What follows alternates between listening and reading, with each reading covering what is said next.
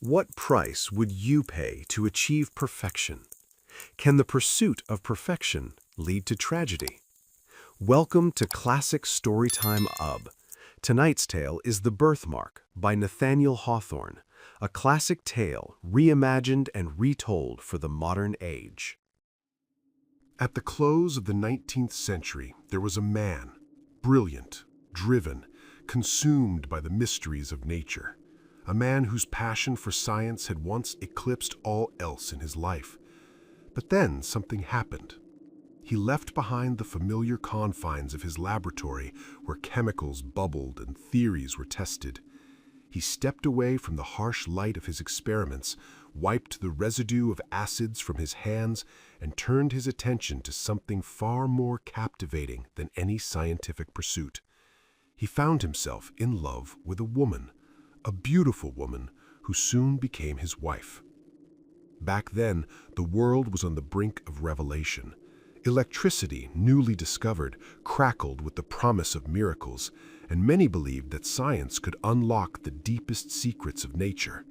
Some even dreamed that it might someday grant humanity the power to create, to reshape the very fabric of existence itself. Aylmer, our man of science, may not have believed he could control all of nature, but he was too dedicated to his work to let any passion, no matter how intense, divert him from his true calling. His love for his wife, Georgiana, was real, but it was bound by his obsession with perfection and his relentless desire to understand the world in ways few could comprehend. And so it was that these two loves, science and woman, became intertwined. But this union would lead them both down an unexpected path, a path filled with tragic lessons and unsettling revelations. One afternoon, not long after their wedding, Aylmer sat across from his wife, a look of unease creeping across his face. The more he stared at her, the more his discomfort deepened, until the words finally escaped his lips. "Georgiana," he began, his voice steady but laced with concern, "have you ever thought about removing the mark on your cheek?" She looked at him, a smile playing on her lips, but the seriousness of his tone quickly wiped it away. "No," she replied, surprised, yet her face flushed at the thought. "To be honest, I've always been told it's a sign of beauty. Some even call it a charm." She paused, searching his eyes for any hint of jest, but found none. Aylmer's gaze never wavered as he looked at his wife, the words tumbling out with an intensity he hadn't intended. On another face, perhaps," he replied, his voice low but resolute, "but not yours. You came so close to perfection, Georgiana. Only this small imperfection, this barely noticeable flaw stands out like a blemish on an otherwise flawless canvas." He paused, trying to soften the blow, but the words had already been spoken. "It shocks me, my love. It's the mark of earthly imperfection." Georgiana's face tightened in pain. For a moment, anger flickered in her eyes, but it quickly dissolved into something deeper, something more heartbreaking. Her lip quivered as she spoke. "Shocks you?" she whispered, her voice trembling. "Then why did you take me away from my mother's side? If you can't love me as I am, how can you say you love me at all?" The conversation hung heavy in the air, thick with emotion. To understand her pain, one must know the mark that marred Georgiana's beauty. Right on her left cheek there was a mark, intricate, almost a part of her skin itself. It wasn't a typical flaw. When she was at her healthiest, with a soft blush of color, the mark faded into a subtle crimson. It almost seemed to merge with her skin, a subtle shadow, a trace of something ancient. Yet when she blushed, the mark would almost disappear entirely, swept away by the warmth of her skin. Yet if a sudden shift in her emotions caused her to pale, the mark returned, a crimson stain, small, delicate, but unmistakable on her face. To Aylmer, it was almost too distinct in those moments, as if it were a symbol of something darker. The shape itself was strangely familiar, resembling a tiny hand, no larger than the size of a child's. It became a legend in its own right. Some said a fairy had touched her cheek at birth, marking her as someone destined to captivate hearts with a magic all her own. Many a suitor, desperate for even a brush of her hand, would risk everything just to press their lips to that mysterious mark. But not everyone saw it as a gift.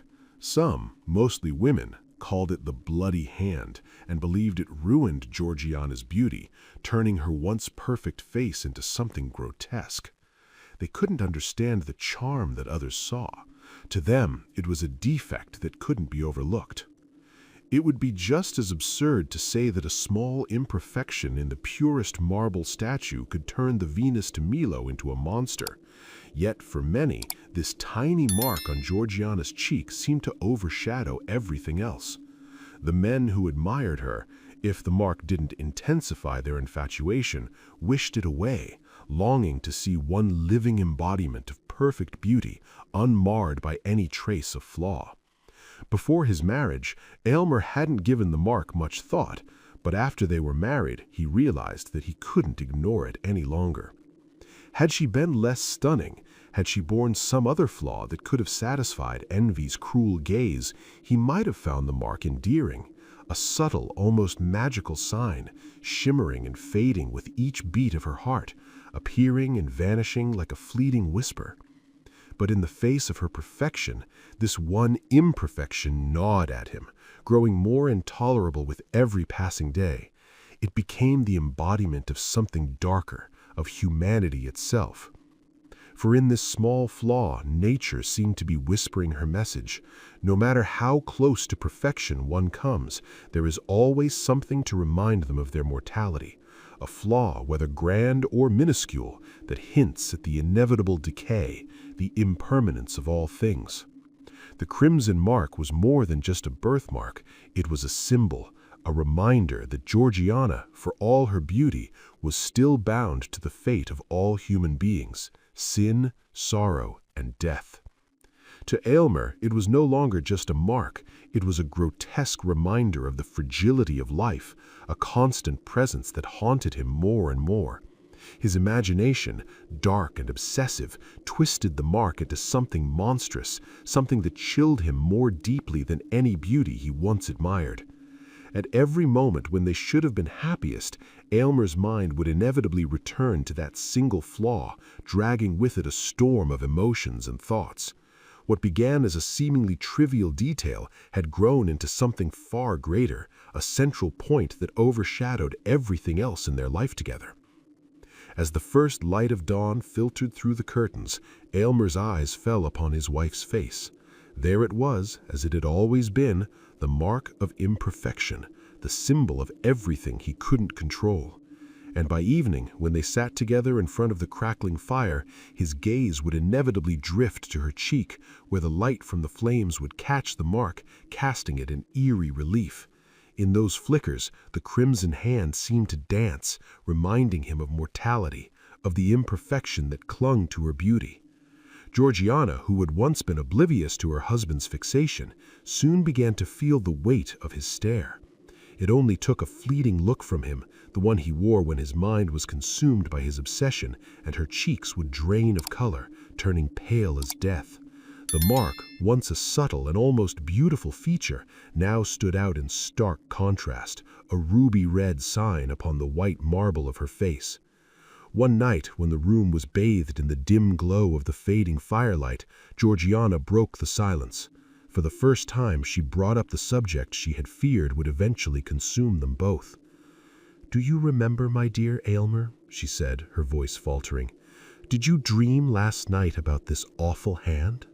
Aylmer stiffened at the question, his heart racing. No, I don't remember," he replied, his voice unnaturally calm, a coldness creeping into his tone to mask the turmoil he felt inside. "I suppose I might have dreamed of it. After all, it's been on my mind so much lately." Georgiana leaned in, her eyes filled with urgency. "And you didn't? No dream? It was such a terrible one. I can hardly believe you've forgotten it. How could you forget what it said? It's in her heart now. We must have it out. Please, Aylmer, think carefully. I beg you to remember." Aylmer's blood ran cold as the words echoed in his mind. He had indeed dreamed of it, though at first he had hoped to forget. In the dream, he and his servant Amminadab had attempted to remove the mark. The knife had gone deeper and deeper, but with each cut, the hand seemed to burrow further into Georgiana's flesh. The small, crimson shape didn't recede, but instead gripped her heart as though it were tethered to her very soul. Aylmer had felt an overwhelming compulsion to cut it out, to sever it, no matter the cost. The dream was so vivid, so real, that he wondered if it had been more than just a nightmare. Had it been a warning or a premonition? Could he truly rid her of this mark without destroying her? As the memory of the dream solidified in his mind, Aylmer sat before his wife, a gnawing sense of guilt creeping into his chest. Truth has a way of slipping into the mind when it's cloaked in the haze of sleep, and when it speaks, it does so without mercy, revealing the lies we tell ourselves when we're awake. Until that moment, Aylmer had been blind to the relentless hold one thought had taken on his mind, to the extent that it consumed him, pushing him to the very edges of his sanity. Georgiana, who had watched her husband with quiet apprehension, spoke again, her voice heavy with the weight of their shared uncertainty. "Aylmer," she began, her tone solemn, "I don't know what this will cost us, removing this curse from me. Perhaps it will leave me more deformed than before, or perhaps the mark has burrowed too deep, too far into my soul. Can we even be sure that we can truly rid me of this mark, this hand that has been with me since before my birth?" Aylmer's blood caught in his throat, but he was quick to reassure her, desperate to cling to his belief in the possibility of a cure. "My love," he said hastily, "I've thought about this long and hard. I'm certain it can be done. It is within our grasp." Georgiana's eyes darkened with a mixture of fear and determination. "If there's even the slightest chance of removing it, Aylmer, then do it, no matter the cost. Danger holds no terror for me anymore. Life with this mark upon me has become unbearable. It fills me with dread, with the knowledge that I am an object of disgust in your eyes. If you cannot remove this dreadful hand, then I would rather throw my life away. I would gladly give it up. You who possess such profound knowledge, such wisdom, all the world knows of your genius. You've performed miracles, Aylmer. Surely you can remove this one tiny mark, this wretched thing I can hide beneath the tips of 2 fingers. Is it beyond your power? Is it too much to ask, for the sake of your peace and to save your wife from madness?" Aylmer's heart surged with emotion, his voice filled with both reverence and desperation. "My sweetest, dearest wife," he cried, his words almost trembling with fervor, "do not doubt me. I have thought about this, examined it from every angle, thought so deeply that it could have illuminated a path for me to create something less perfect than you. You have brought me closer to the very heart of science, to the point where I feel I could unravel the mysteries of the universe.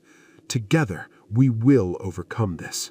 "I am fully capable of making this cheek as flawless as the other," Aylmer declared, his voice charged with a sense of certainty. "And then, my beloved, imagine the triumph I will feel when I've corrected what nature left imperfect in her finest creation. Even Pygmalion, when his statue came to life, could not have felt a greater ecstasy than I will." Georgiana's lips curved into a faint smile, though it barely touched her eyes. "Then it's settled," she whispered. "And Aylmer, do not spare me, even if the mark should find its way to my heart." He kissed her cheek gently, her right cheek, the one untouched by the crimson hand. The next day, Aylmer laid out his plan for her, the words almost mechanical in their calmness. He spoke of secluding themselves in his laboratory, a place where he could focus entirely on the delicate procedure that would require both his full concentration and constant vigilance. He would need the utmost precision, and she, he explained, would need the perfect rest to ensure the success of what he was about to do. In the laboratory, they would find the isolation necessary for both their minds to concentrate, Georgiana's on the serenity required for recovery, and Aylmer's on the delicate process of eliminating the mark forever. This was the same space where Aylmer had spent his youth uncovering the deepest secrets of nature. The same walls had witnessed his studies of the highest clouds, the fiery veins beneath volcanoes, and the mysterious fountains that emerged from the Earth's darkest depths, sometimes pure and bright, other times rich with healing qualities. It was here that he had also once explored the human body, trying to understand how nature herself weaves the forces of air, earth, and spirit to craft the perfection that is man. But those studies, the ones closest to his heart, had long been abandoned, as Aylmer had slowly come to terms with a truth that all great seekers must eventually face. Despite her apparent openness, nature had proven to be an enigma, seemingly revealing everything, yet at the same time keeping her greatest secrets locked away. The more Aylmer tried to peer into the heart of life's creation, the more he was confronted with the inescapable fact that nature shows only the results of her work, never the process itself. Nature, Aylmer thought, allows us to ruin, but not to fix. She gives us the freedom to distort, but seldom the power to restore. Like a jealous creator, she guards her designs fiercely, letting us break them, but never rebuild them as we wish. Yet here he was again, returning to the studies he had long abandoned, this time not out of curiosity or ambition, but because they held the key to his scheme for Georgiana's transformation. What had once been a passion for uncovering the mysteries of life now became a means to an end, an obsession to fix what nature left imperfect. As he led her across the threshold of the laboratory, Georgiana's steps were slow, hesitant. Her body trembled in the cold, her breath shallow. Aylmer forced a smile, trying to reassure her, but the moment his eyes met her cheek, the mark glaring so vividly against her pale skin, he felt a sharp, involuntary shiver run through him. The sight of it was unbearable. It was worse than he remembered. His vision blurred with revulsion, and his wife collapsed into unconsciousness. "Aminadab! Aminadab!" Aylmer cried, stamping his foot, his voice laced with urgency and panic. From an adjoining room, there emerged a man of short stature but powerful build. His face, darkened with grime from the furnace, was framed by wild, untamed hair. This was Aminadab, Aylmer's servant and lifelong assistant.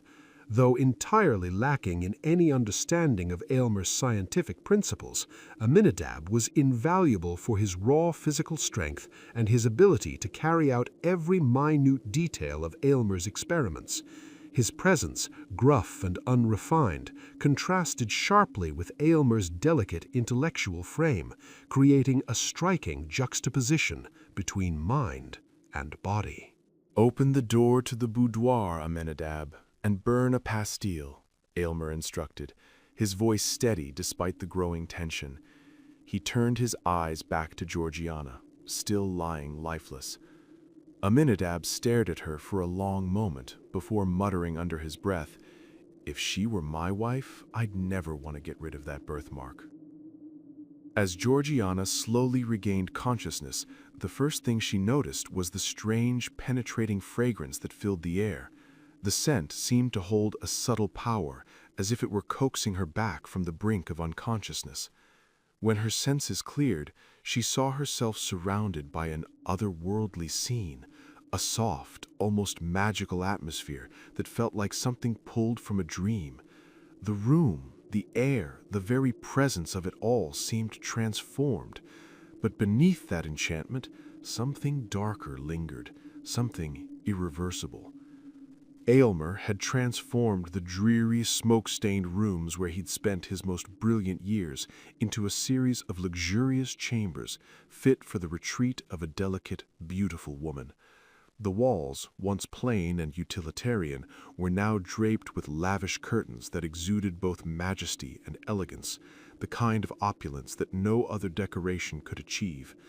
The fabric cascaded from the ceiling to the floor in heavy, graceful folds, hiding every sharp corner and straight line. To Georgiana's eyes, it felt as if the room had been sealed off from the world, as though it existed in its own isolated space, somewhere far above the earth. It might as well have been a pavilion among the clouds. In place of natural sunlight, which would interfere with his experiments, Aylmer had arranged for an array of perfumed lamps to cast soft, glowing flames of various colors.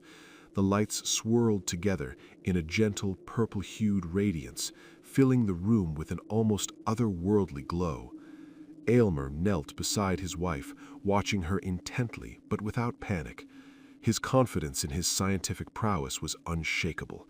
He believed with all his heart that he could draw a protective circle around her, a circle within which no harm could enter. Georgiana stirred, blinking in confusion. "Where am I?" "I remember," she murmured weakly, instinctively placing her hand over her cheek as though to shield the mark from his eyes. "Don't be afraid, my dearest," Aylmer said softly, his voice full of warmth and tenderness. "Do not pull away from me. Believe me, Georgiana, I even find joy in this tiny imperfection because it would bring me such rapture to erase it." "Please, spare me," she whispered sadly. "I can't bear it. Don't look at it again. I'll never forget the shudder it caused you." In an attempt to ease her troubled mind, Aylmer turned to some of the lighter, almost whimsical tricks he had learned in his studies. He conjured delicate, ethereal figures, formless, ghostly shapes that danced before her, leaving faint impressions of their fleeting steps on beams of light. Though Georgiana had a vague understanding of the scientific principles behind these optical illusions, the effect was so convincing that she almost believed her husband had the power to summon spirits from another realm. In that moment, it seemed as though Aylmer could command forces beyond the physical world, bending reality itself to his will. Whenever Georgiana longed to escape the confines of her seclusion, she found that her wish was almost magically fulfilled. The world outside, as if responding to her unspoken desire, unfolded before her in a moving panorama. The figures and scenery of real life passed across an invisible screen, but with that strange, alluring quality that often makes a reflection, a shadow, or a painted image far more captivating than the raw reality it imitates. It was as if she was gazing through a dream, seeing the world not as it was, but as something more perfect, more tantalizing. Eventually, wearied of the illusion, Aylmer directed her attention to a vessel containing a small amount of earth. Georgiana glanced at it, initially indifferent, but soon found herself captivated as the soil began to stir. A tiny sprout pushed its way upward, followed by a delicate stem. Slowly, the leaves unfurled, revealing a perfect, exquisite flower. "It's magical," Georgiana breathed, her voice filled with wonder. "I dare not touch it." Aylmer smiled gently. "No, my love, pluck it. Pluck it and breathe in its brief perfume while you can. For in moments this flower will wither, leaving only its seed pod behind. Yet from that seed a new generation could be born, a race as fleeting as the flower itself." Georgiana, entranced by the fragile beauty of the plant, reached out and touched the delicate blossom. In an instant, the entire plant began to wither. The once vibrant leaves blackened as if burned by fire, shriveling into ashes before her eyes. "There was too much force," Aylmer murmured, his voice thoughtful, though tinged with disappointment. Trying to compensate for the failure, Aylmer proposed a different experiment, a scientific method of capturing Georgiana's likeness. It was to be achieved through a special process he had invented, using beams of light striking a polished metal plate. Georgiana agreed, though her curiosity was mixed with a sense of unease. But when she saw the result, her heart sank. The image was barely recognizable, her features distorted and blurred, while where her cheek should have been, there appeared a small, unearthly hand. Aylmer, with a sudden flare of frustration, seized the plate and threw it into a jar of corrosive acid.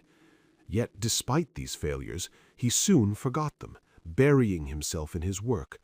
When he returned to her, his face flushed with exhaustion, it was clear that the hours of study and experimentation had drained him.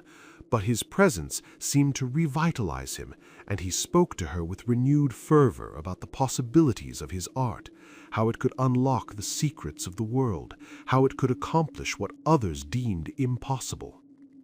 Aylmer's voice took on a reflective tone as he recounted the ancient history of alchemy, the long lineage of philosophers and scientists who had spent centuries in pursuit of the universal solvent, a substance capable of unlocking the hidden essence of gold from the most base materials. He spoke of these alchemists with an air of reverence, as though their failure was simply a prelude to his own success.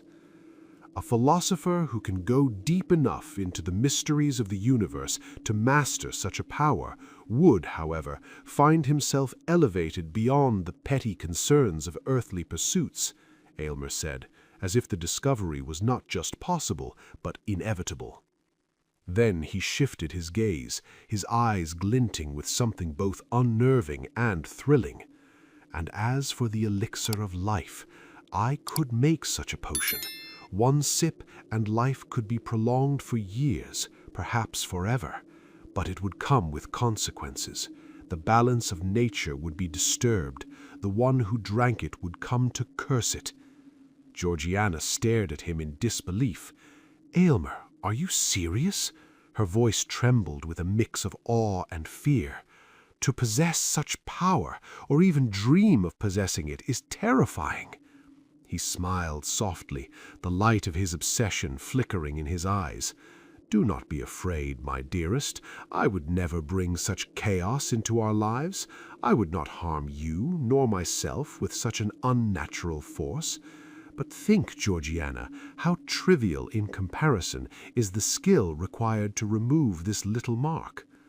At the mention of the birthmark, Georgiana flinched, as if the mere words seared her skin.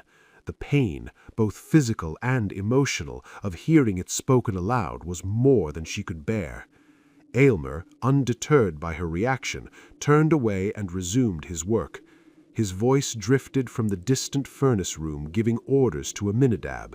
The reply that came back was a low, guttural sound, less human, more like the growl of a beast.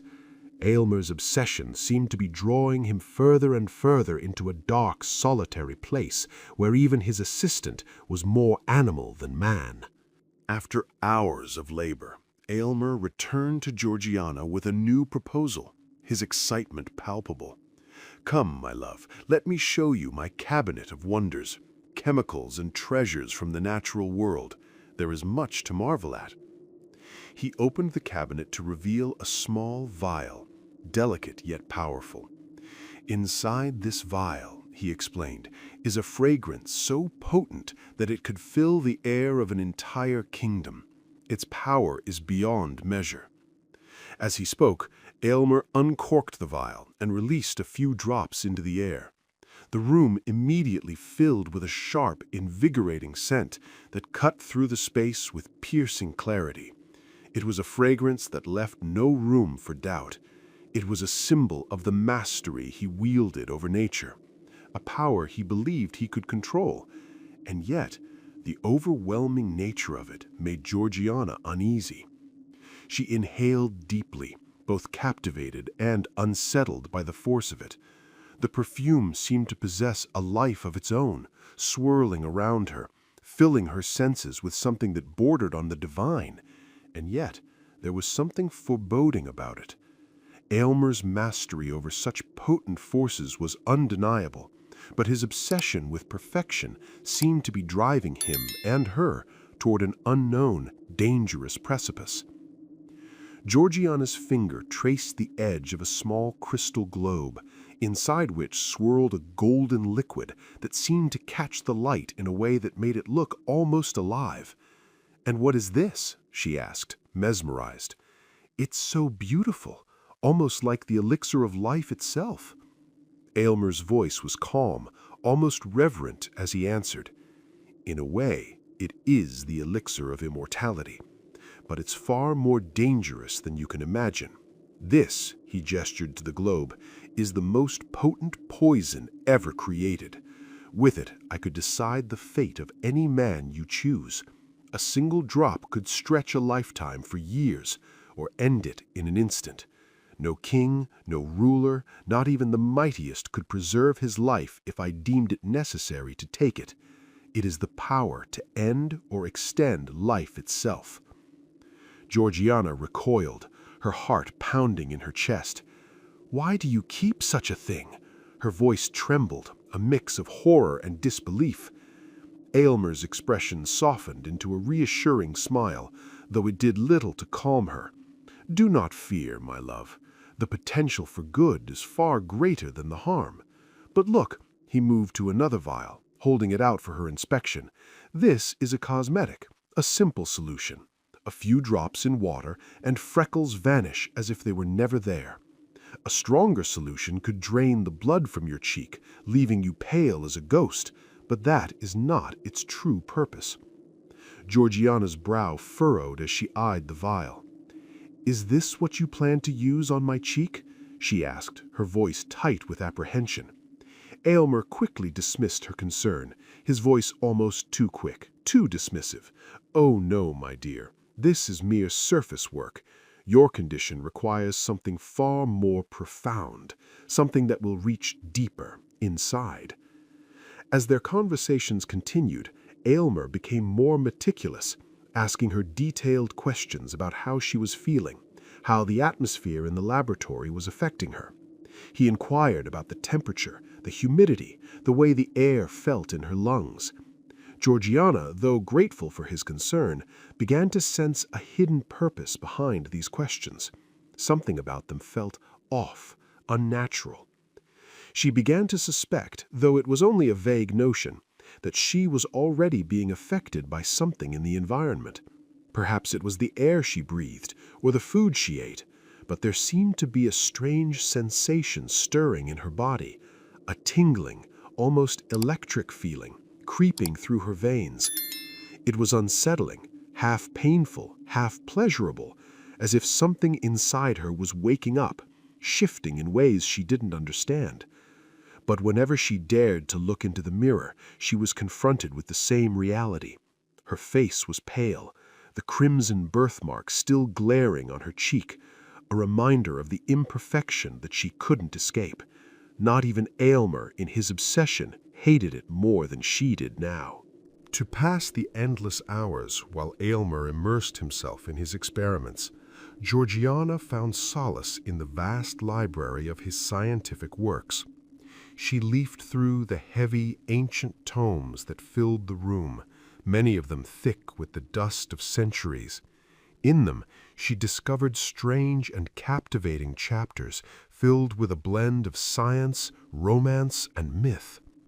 The writings of medieval philosophers like Albertus Magnus, Cornelius Agrippa, Paracelsus, and even the mysterious friar who had created the prophetic brazen head all painted a world in which science and magic intertwined, where the pursuit of knowledge held the promise of unlocking powers beyond human reach. These men, ahead of their time, had believed, perhaps even convinced themselves, that their mastery of nature had granted them dominion over not only the physical world, but the spiritual one as well. Yet as Georgiana ventured further into these ancient texts, she also came across the early volumes of the Transactions of the Royal Society, filled with the wonder and bold optimism of those who had set out to push the boundaries of possibility. The members of the society, aware of how little was understood about the forces of nature, were constantly recording new phenomena, proposing experiments, and imagining ways in which the impossible could become reality. Still, none of these works captivated Georgiana's imagination as much as a large, meticulously kept folio, one that Aylmer had written himself. It was the journal of his scientific journey, chronicling every experiment he had ever conducted, the objectives, the methods, the triumphs, and the inevitable failures. It was, in a sense, both a history and a reflection of his character, his fervent, ambitious drive, his blend of practicality and boundless imagination. Aylmer's words on the pages revealed a man who treated the most ordinary elements of nature as though they held hidden depths, as if even the simplest of things contained an essence, a soul to be uncovered. Georgiana found herself in awe of him, her love for him deepening even further, though it was tinged with a subtle shift in her perspective. For as much as she revered Aylmer, she couldn't help but notice that the very ideals he strove for, the perfect harmony of science and nature, were so often just beyond his reach. His greatest achievements, when measured against his lofty goals, seemed more like failures, his ambition always slightly outpacing his success. As she read, Georgiana's admiration for her husband grew, but so too did a quiet sense of doubt. She loved him more deeply than ever, but the pedestal on which she had once placed him now seemed a little less certain, a little less unshakable. His extraordinary achievements, for all their brilliance, couldn't escape the shadow of his relentless, sometimes impossible ideals. Aylmer's most brilliant accomplishments, his finest diamonds, seemed like mere pebbles in his eyes, insignificant when compared to the unattainable treasures that lay just beyond his grasp. His journal, filled with groundbreaking achievements that had brought him fame, was nonetheless a deeply melancholic record, a constant reminder of the gap between his grand aspirations and the limitations of his human form. It was a painful confession, chronicling the struggle of a soul trapped in flesh, of a spirit yearning to transcend the earthbound reality, only to be repeatedly thwarted by it. Perhaps every genius, in any field, could see a reflection of their own battles within Aylmer's pages, a silent acknowledgment of the internal war between lofty ideals and the humbling reality of human imperfection. Georgiana, overwhelmed by the depth of these reflections, let the book fall open before her and pressed her face to the pages. Tears welled up, spilling freely as she wept. The sorrow of Aylmer's soul, the weight of his ambitions, seemed to flood through her, and she felt an overwhelming sense of compassion for him. It was in this vulnerable moment that Aylmer found her, his voice breaking through the stillness of the room. "Careful, my love," he said with a smile, though his eyes betrayed unease. "It's dangerous to read the books of a sorcerer. There are pages in this one that I can hardly bear to glance at without losing myself. You must be cautious, Georgiana." She lifted her tear-streaked face, her voice soft but filled with a new intensity. "It has made me love you more than ever," she whispered, her gaze fixed on him. He looked at her, his eyes flickering with a mix of gratitude and guilt. "Ah, wait until I have succeeded," he replied, his tone slightly distant, as if already lost in thoughts of his next experiment. "Then worship me, if you will. I may even deserve it then." He smiled at her, though it was tinged with something both sad and triumphant, and quickly added, "But come now, I have been yearning for the sound of your voice. Sing for me, my dearest." And so she sang. Her voice, liquid and pure, filled the room, soothing both their souls in the way only music could. When the last note faded, Aylmer stood, the exhaustion of his day weighing on him, but his face was alight with a strange, boyish joy as he assured her, "Your seclusion will not last much longer. The result is already certain." As he left, a sudden urgency gripped Georgiana. She had forgotten to mention a troubling sensation, a strange unease that had begun to settle around the birthmark. It wasn't painful, but it stirred something deep inside her, a restlessness she couldn't ignore. Without a second thought, she hurried after him, driven by an impulse she couldn't explain. For the first time, she crossed the threshold of Aylmer's laboratory, determined to speak of the troubling feeling that had been gnawing at her for hours. The first thing that struck Georgiana when she entered the laboratory was the furnace, an unrelenting, feverish beast glowing with a fierce intensity. The air around it shimmered with heat, and the soot clinging to its pipes told of endless hours of work, as though it had been burning for lifetimes. Everywhere, the tools of Aylmer's relentless scientific pursuit were scattered. Distilling apparatus, retorts, tubes, cylinders, and crucibles filled the room, while an electrical machine stood silently, waiting to be called into action. The atmosphere was thick, heavy with the stench of chemicals and gases, a testament to the labors of invention and discovery that had filled this space. The simplicity of the room, a stark contrast to the plush elegance of her boudoir, seemed almost brutal in its austerity. The brick floor was cooled beneath her feet, and the bare, unadorned walls felt like a cage compared to the delicate surroundings she was accustomed to. But it was not the sterile surroundings that gripped her attention.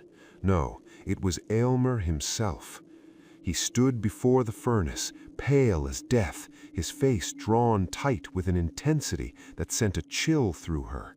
His eyes were fixed on the work before him, every movement calculated with terrifying precision, as if the very essence of life or destruction hung on every breath.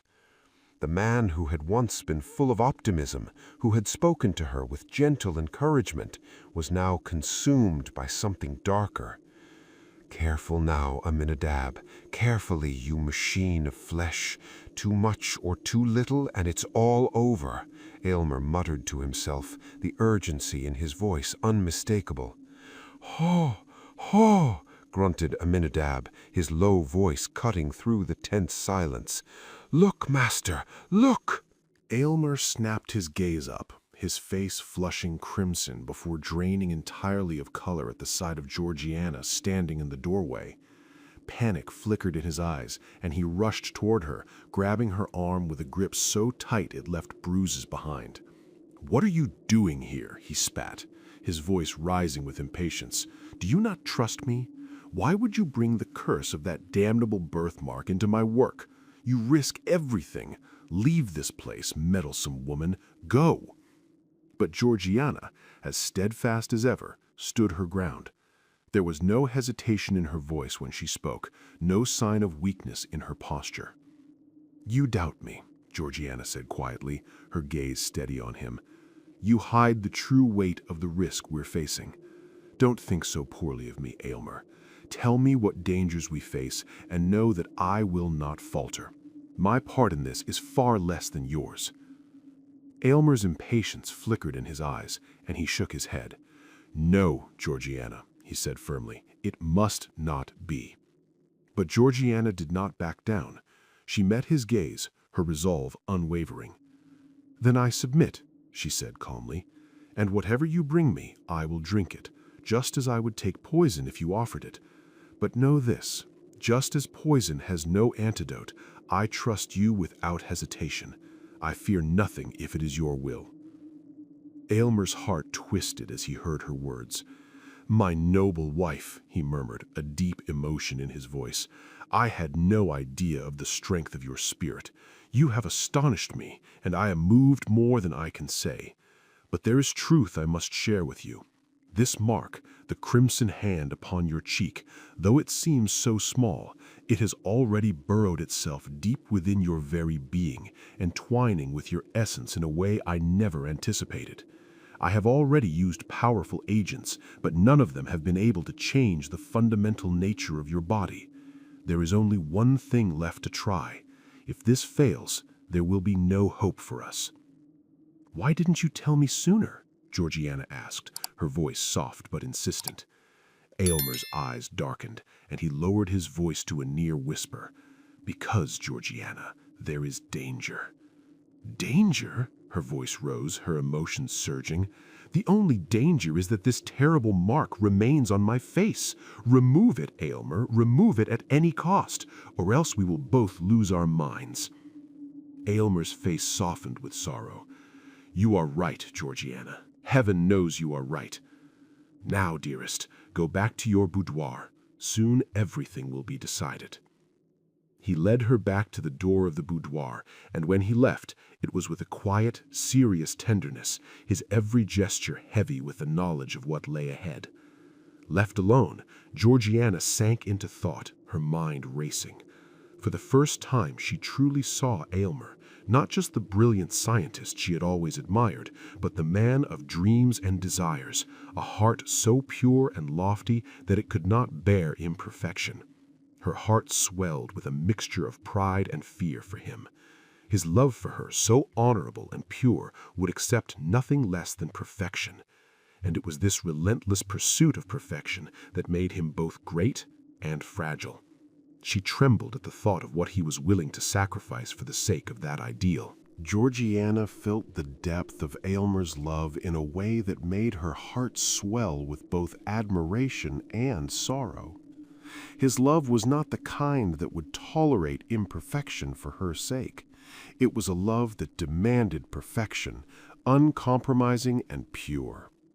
She understood that, and yet she wished with all her being that for just one fleeting moment she could fulfill his highest vision of her, satisfy that unspoken ideal that he carried within him.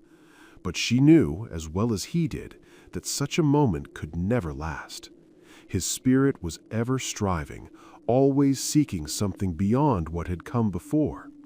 Every moment with him demanded more than the last, and she, in her fragile humanity, could never quite match his endless pursuit.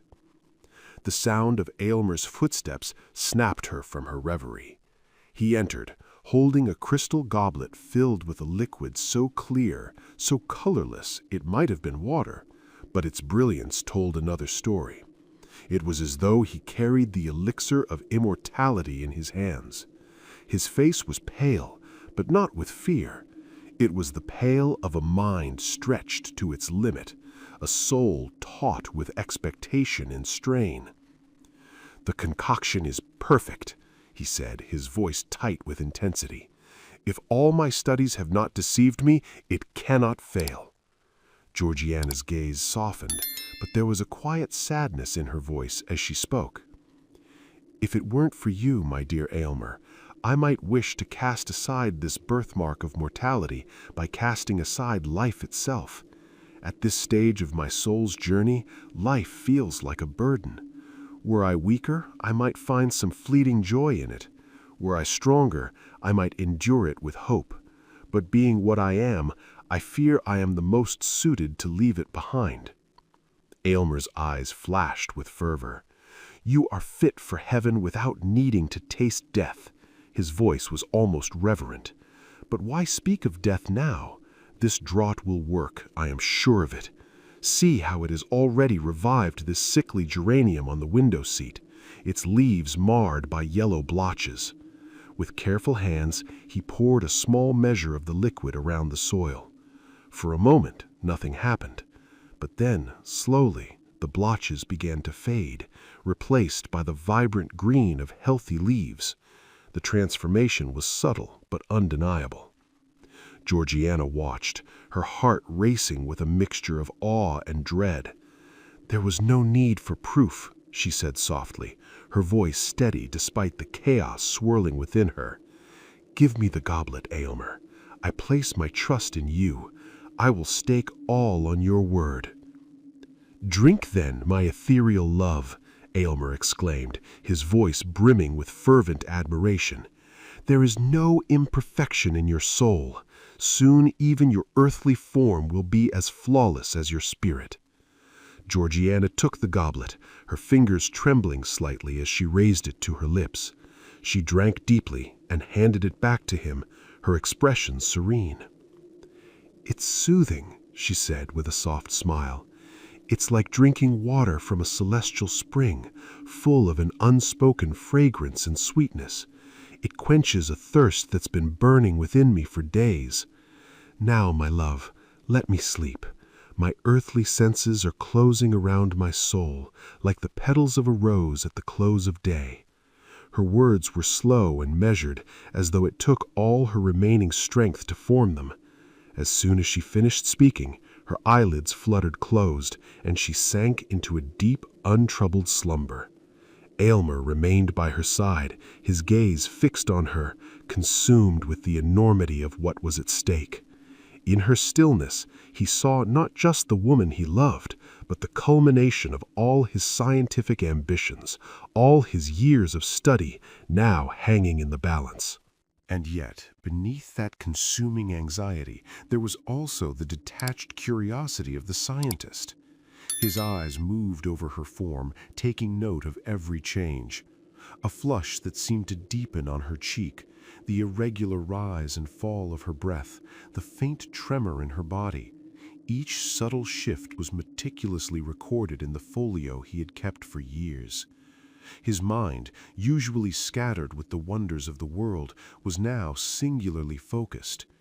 Every page of that book had been touched by his intellect, but none carried the weight of this moment. His eyes often returned to the mark on her cheek, still faintly visible in the dim light, and a cold shiver ran through him. He couldn't help himself. With an impulse he couldn't quite understand, he leaned in and pressed his lips against the crimson stain, as if trying to undo the damage of all his previous failures. But the moment his lips met her skin, his spirit recoiled. She stirred in her sleep, a slight frown crossing her brow, as though she sensed his touch. Aylmer quickly pulled back, chastened, but there was no time to reflect. The minutes stretched on, filled with the hum of his thoughts and the steady rhythm of Georgiana's breathing. Gradually, almost imperceptibly, the crimson hand began to fade from her cheek. What had once been so pronounced and vivid, a mark of earthly imperfection, was now retreating, its grip loosening, slowly vanishing under the influence of the draught. Georgiana remained as pale as ever, but the mark, once so vivid, so commanding, was now slipping away with each breath she took. It seemed to melt like the final streak of a rainbow vanishing from the sky at dusk, subtle and serene, yet unsettling in its quiet departure. "By heaven, it's almost gone!" Aylmer whispered to himself, his voice trembling with barely contained joy. "I can hardly see it anymore. Success! Success!" He moved closer, as if to inspect the miracle up close. "It's barely a trace now, just the faintest touch of rose color, nothing more. But she's so pale, so pale." Unable to contain himself, he pulled the curtain back, allowing the full light of the day to pour into the room, casting its rays onto her face. As the natural light touched her cheek, a low, crude chuckle broke through the silence. Aylmer, startled by the sound, turned to see Aminadab, his ever-present servant, grinning in delight. The grotesque laughter was both alien and strangely satisfying to Aylmer in his current manic triumph. "Ah, clod! A mass of earth!" Aylmer laughed frenetically, addressing Aminadab as though he were a fellow alchemist. "You've done your part too, haven't you? Matter and spirit, earth and heaven, both at work. Go ahead, laugh, thing of flesh. You've earned the right to laugh."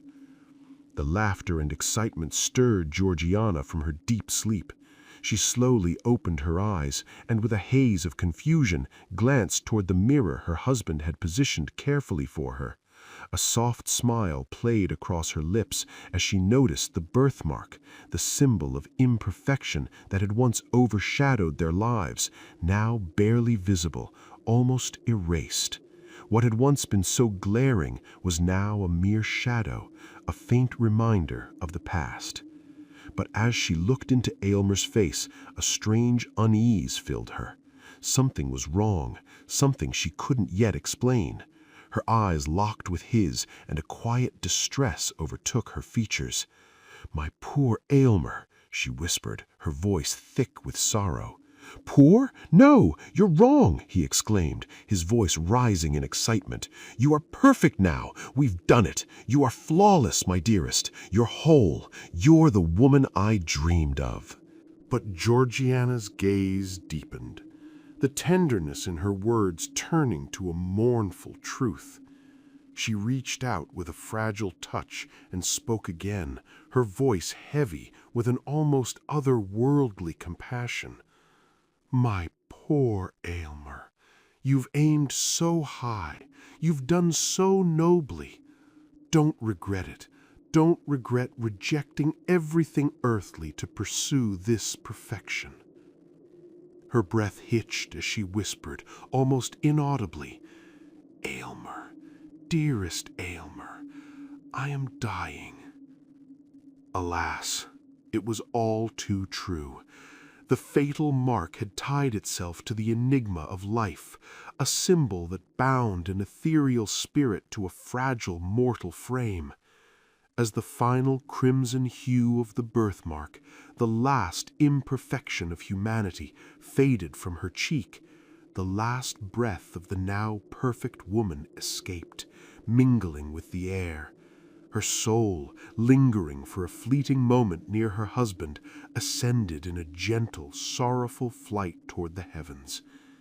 Then, once again, there came that dreadful guttural chuckle, the sound of triumph from the earthly realm, exulting in its unyielding dominance over the immortal spirit, which in this realm of half-formed souls yearned only for a higher, unattainable completeness.